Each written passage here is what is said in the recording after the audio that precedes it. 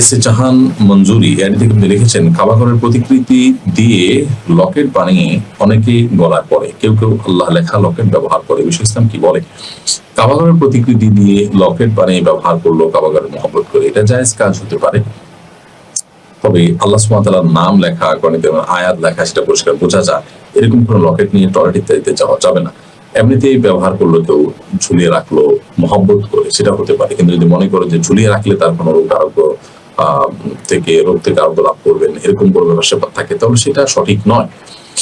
কারণ কোরআন সুন্নাহয় এরকম কোনো কথা বলা হয়নি। তবে এমনিতেই আল্লাহর মহব্বতে সেটা কেউ লিখে ঝুলিয়ে রাখলেন বা আপনার সেটা ধারণ করলেন, জাস্ট তার ভালো লাগে সৌন্দর্য হিসাবে, সেটা করতে পারেন। কিন্তু সেটা নিয়ে আবার টয়লেটে যেতে পারবেন না, কিন্তু আল্লাহর নামে টয়লেটে যাওয়া অনুত্তম কাজ। বাঁধন এজাজ আপনি লিখেছেন, কোরআন তেলাওয়াতের পর সাদাকাল্লাহুল আযীম বলা যাবে কিনা?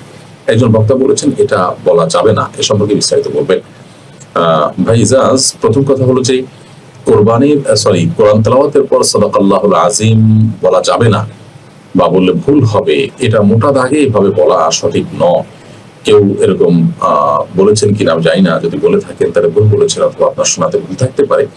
যেটাই হোক না কেন, সাদাকাল্লাহু আযীম বলাই যাবে না, বললে গুনাহ হবে, ব্যাপারটা সেরকম না। তবে এখানে একটা বিষয় পরিষ্কার হওয়া দরকার, সেটা হলো যে কোরআন কারীমের তেলাওয়াতের শুরুতে যেরকম আউযু বিল্লাহি মিনাশ শাইতানির রাজীম পাঠ করা, বিসমিল্লাহির রহমানির রহিম পাঠ করা হাদিস দ্বারা নির্দেশিত, কোরআন দ্বারা নির্দেশিত, কোরআন কারীমের তেলাওয়াতের শেষে সাদাকাল্লাহুল আযীম বলতে হবে বা ওয়াসতাগফির রাসূলুন নবীল কারীম ইত্যাদি বলতে হবে, এরকম কোনো কথা কোরআন বা হাদিস দ্বারা নির্দেশিত নয়। আমরা কোরআন কারীমের তেলাওয়াতের পর আল্লাহ সুবহানাহু ওয়া তাআলা সত্যায়ন করে বলি সাধারণত সাদাকাল্লাহুল আযীম, যে মহান আল্লাহ সত্য বলেছেন। অর্থাৎ কোনো আমি যা তেলাওয়াত করলাম সেগুলো তো আল্লাহর কালাম, তিনি যা বলেছেন আমি স্বীকারোক্তি করছি, আমি বিশ্বাস করি যে তিনি সত্য বলেছেন এবং তার রাসূল সত্য বলেছেন।